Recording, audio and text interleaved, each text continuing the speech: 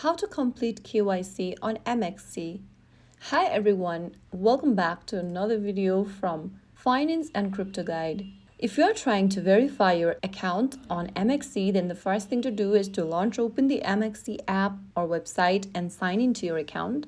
Once you're inside the home page after logging in, go ahead and tap on the Verify Now button at the top, which will be displayed there if you haven't verified your account yet. Tap on Verify Now, and on the next page, you'll see two different options: Primary KYC and Advanced KYC. Select one of the options you'd like to verify with. If you select primary KYC, you'll need a valid ID like passport, national ID, or driver's license, basic personal information, and sometimes a selfie verification. If you choose advanced KYC, then this level may require stronger identity checks, face verification, or a live selfie, additional confirmation depending on your region. And the advanced KYC unlocks higher withdrawal limits, full trading features, and better account security. Just choose one of the verification options. I chose primary KYC. Now select your country or your region from the first drop-down and choose the ID type you can provide. You can choose between ID card, passport, driver's license, and residence permit. Select any one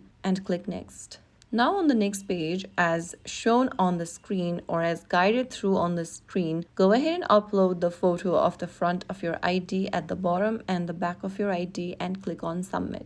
I'm not uploading and showing any of my ID here because of security purpose and privacy. So you just need to go ahead and tap on the camera icon, allow camera access for MEXC by tapping allow, and upload your front side of your document and the back side of your ID, and then tap on submit. Finally, after you do that, make sure that your ID is clear and not expired. Avoid using VPN during verifications, and that's it. And there you'll be able to complete KYC on MEXC. If you found the video helpful, don't forget to like, share, and subscribe to our channel. I will be back again in the next episode. Thank you for watching.